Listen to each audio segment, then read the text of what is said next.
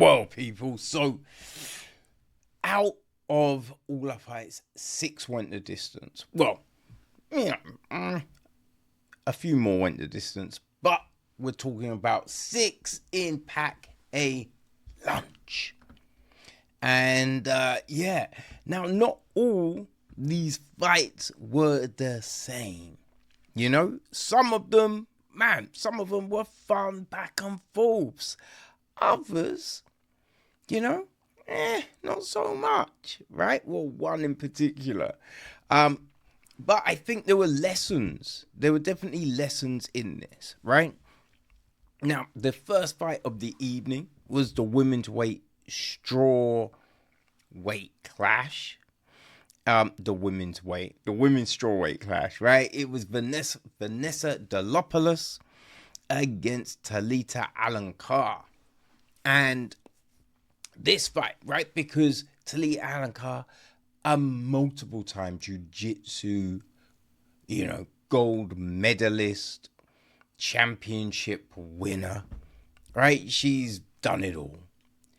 But Vanessa she's no slouch, right? I believe she's a black belt, right? She's got good jiu-jitsu. She's competed in EBI, combat jiu-jitsu, and other comps. So she's talented on the ground.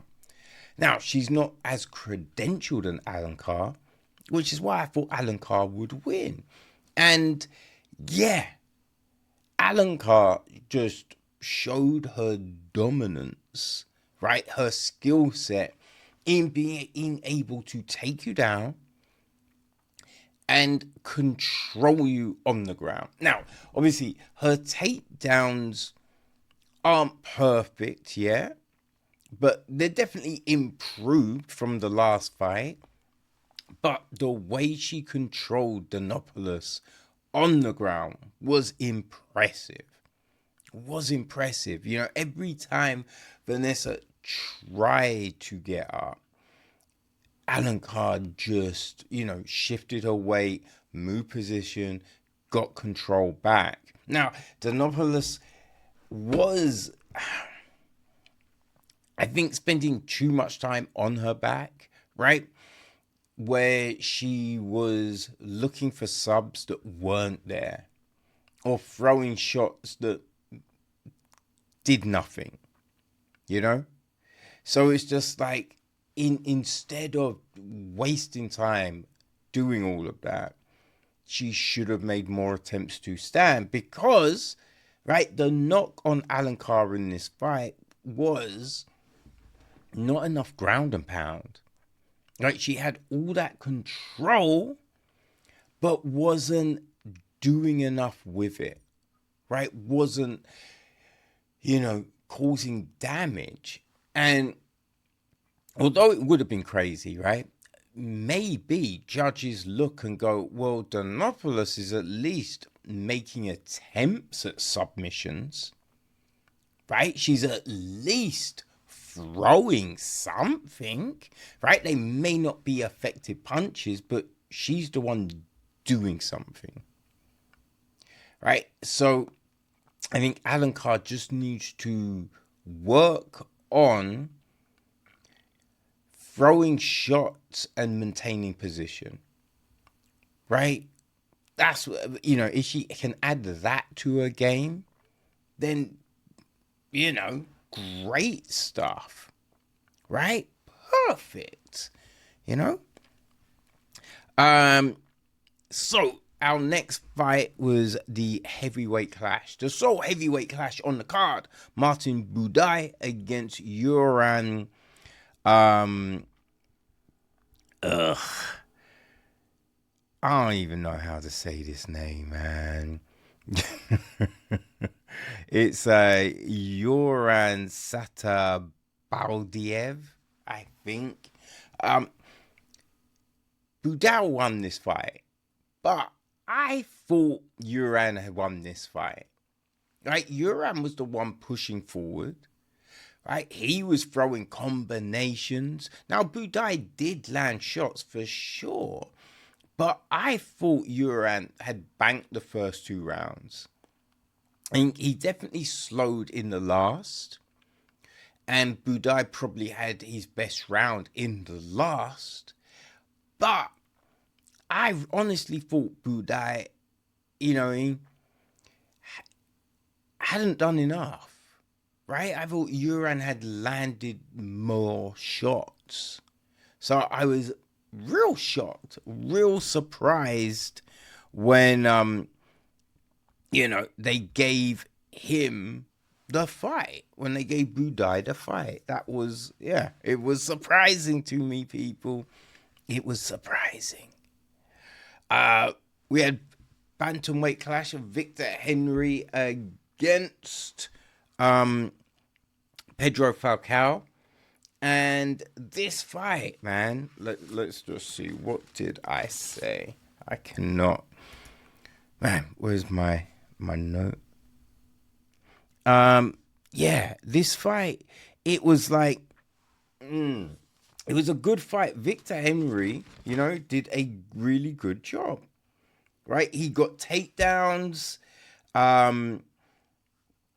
Falcão, he was, he got takedowns himself, but Henry just reversed them, right? Henry reversed the takedowns, and I feel in this one, he did what Alencar wasn't doing, right? He landed shots. He was throwing.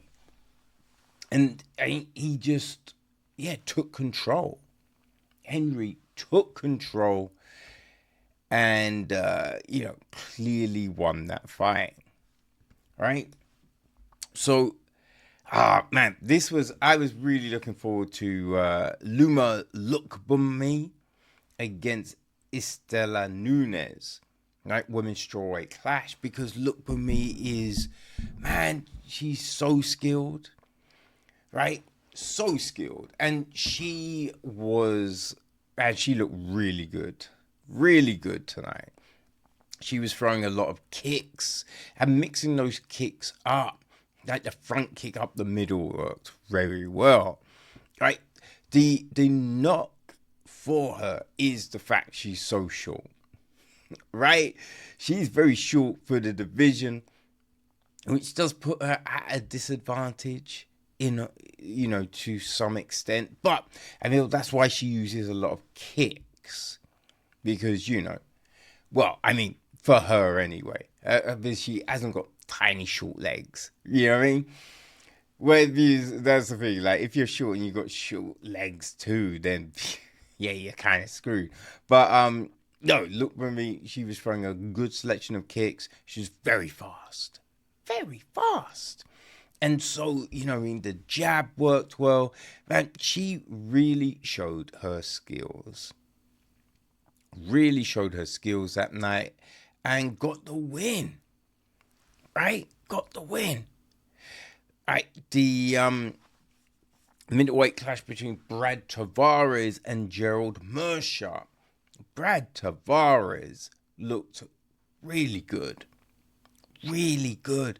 But I think he stuffed every single takedown attempt Meerschaert tried. Right? And some of those were deep.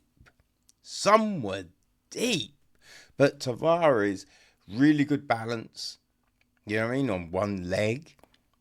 And he just stopped everything. And then he, definitely had a speed advantage and he was landing well. Now, Gerald, his striking wasn't, too shabby. It was, he's definitely been working on it. And he did land shots. Probably, obviously, right? I don't think, because he's gone back to the old gym, right? And I don't think, in that short amount of time, it's going to do too much. But being in that environment will definitely be a big boon to his striking. Like, but yeah, so he did land shots, but Tavares was pretty much in control of that whole fight and got a really solid, well-fought victory over a tough motherfucker. Like, how many times have we seen people put it on Meerschaert in the first round and then he just comes back and gets the win? Right? Usually he takes a limb of some sort. But no, Tavares maintains and gets that win and ties the most wins in the middleweight division with Michael Bisping. So yeah, a good night for Brad. Now, another middleweight fight on that card was Torrez Finney against Robert Valentin. This fight was, it was kind of nuts.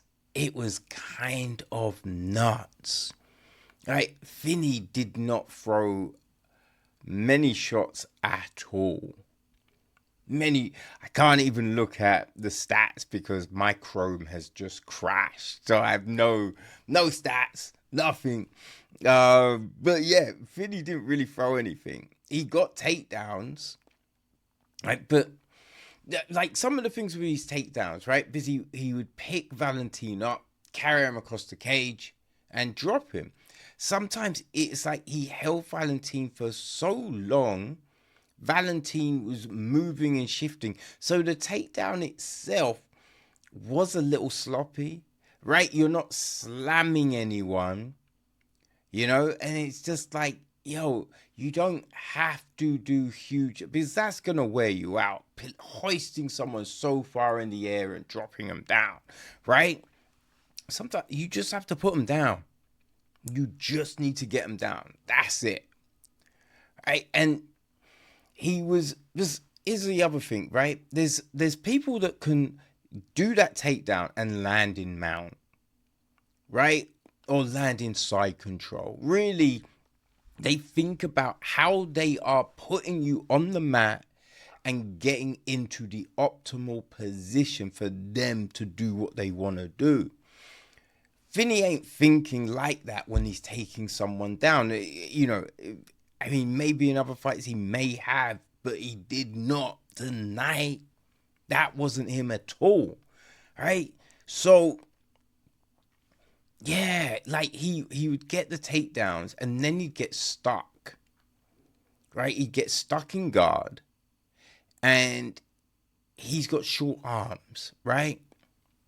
Well, not crazy short. He's not a T-Rex, but he's not a tall dude in comparison with the other middleweights. So he wasn't, when he's stuck in guard, low down on someone, he's not able to, come over the top with an elbow or just throw shots and land on the chin. Not able to do it. And that happened time and time again. He wasn't able to position himself in an optimal position to do damage, right?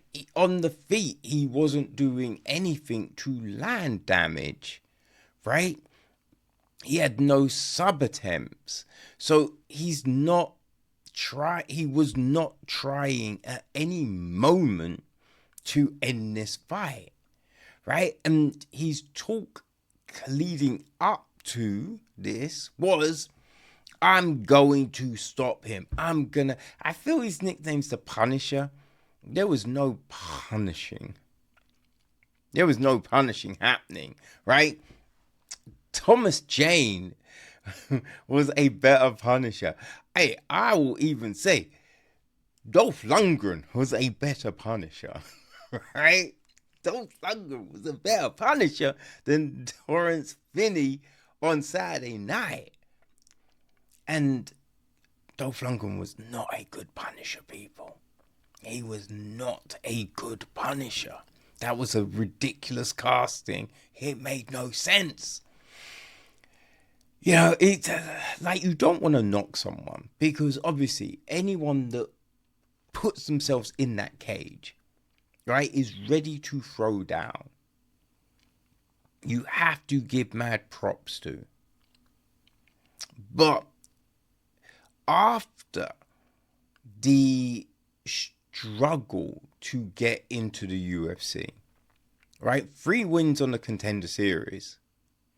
You know, just 2 wins you'd think you'd get in. But no, he needed a 3rd. And the thing Dana had said after the first 2 fights was, I need to see you looking to end a fight. Right? And obviously, right, you don't have to be reckless. And we saw in the main event, right? You don't have to be reckless to win. But try something at least. You know? Try something. Even if it is when you are putting someone down on their back, that you're like, okay, how can I maneuver myself into the optimal position? How can I get some shots off? Right? Because of my, size, what would be the best position for me to be in to optimize my game? Right? We need that from Finney. It's like anyone with a good takedown defense, like Brad Tavares, I think they're probably gonna then just put it on Finney. You know? So it will be interesting to see what happens next for him. Who they put him against. Because really, if you're matching fights, you want to put him against a killer and see, has he taken anything on board? Right? Because if he has, he'll be all right. If he hasn't, he's going to get smashed. You know? Right? And maybe that's a lesson. But it will be interesting because it's an opportunity for him to now go to the gym and practice and pick up skills. Go to another camp. Not leave his camp, but go find some training partners, some other people, right? Go practice with, top grapplers and be like, okay, if I'm taking people down, what would be a good submission for me? Hey, call up Kenny Florian and learn how to throw a fucking elbow. You feel me? But yeah, Torrez Finney, he should definitely do something. But yeah, that was, people, pack a lunch.